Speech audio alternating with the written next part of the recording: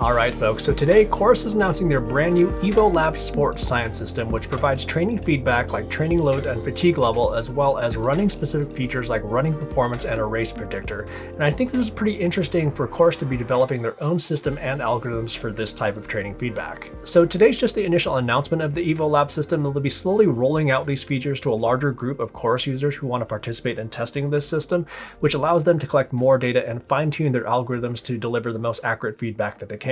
Now, a couple things to note is that this video is just more of a first look and it's definitely not a review. This is more of an overview because although I have been testing this over the last couple weeks, I want to collect more data to give a longer term analysis. But the other reason that this isn't a full-blown review is that they've said that some of these features are available for all athletes, but from what I've found so far, these features are currently really only applicable if you're primarily a runner. And I'm primarily a cyclist who supplements my training with running. So I want to see how this data trends over time as they build out more features for athletes that aren't primarily runners, which they are doing so, by the way. And one more thing to note is that this isn't a sponsored video in any way, shape, or form, which just helps you know that these are all my own opinions and they aren't influenced in any way. So in the app, there's going to be quite a few changes, and you'll see the biggest changes on your profile page. This first section up top shows your marathon level, which gives an idea of how well prepared you'd be for a marathon distance run. Me, I'm currently in no condition to run a marathon, so I'm happy to see that this doesn't show a 100.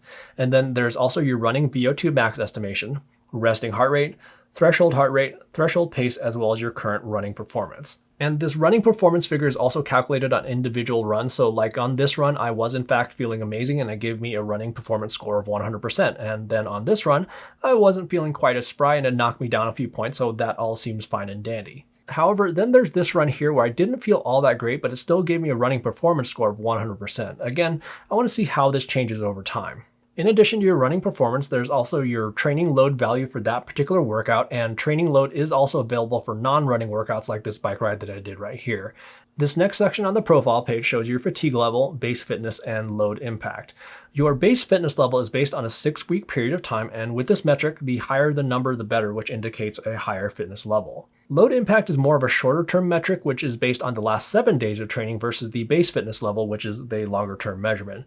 And the load impact seems to correlate pretty well with fatigue level, which is the next data point. And what COROS does here is take the difference between your base fitness level and your load impact to deliver that fatigue level. And if you have a high fatigue level, that means that you should probably take it easy on your next workout or recover more. And if you have a low fatigue level, that means that you could probably push it on your next workout. And then you can see these trends over 30 days, 90 days, 6 months, or even a year. This next section shows your 7-day training load as well as your recommended range you should be in. And you can see here when we expand the chart is that I am a bit over range right now because I've been trying to test all these new features. And then there's also a new race predictor, which provides that marathon level estimation that we saw earlier. And it may be slightly overzealous with the marathon estimation time, but the other times do look right in line with my current running performance. And then on the watch itself, you can access a lot of the same information that you get in the app. So this first widget shows your current running performance. And when you dive in, there's the race predictor for those common race distances, as well as target pace times. It also provides your fatigue level along with the base fitness and load impact.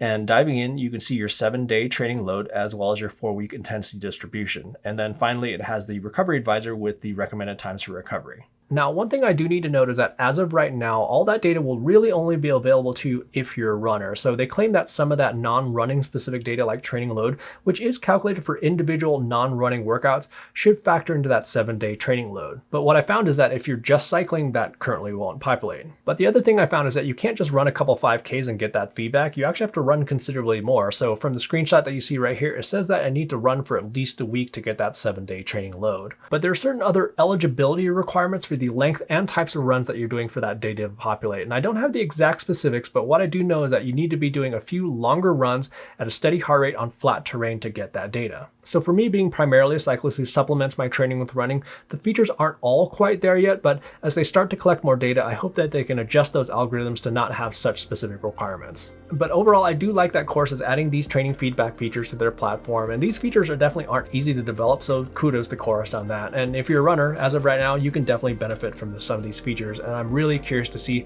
how these features pan out for athletes that aren't necessarily runners. Anyhow, that's my initial take on the EvoLab Sport Science System from COROS, and it's really going to be interesting to see how this system develops in the future, so definitely look for updates on the channel as I continue on with my testing. I think that's all I got for today. Thanks so much for watching, and we will see you in the next video.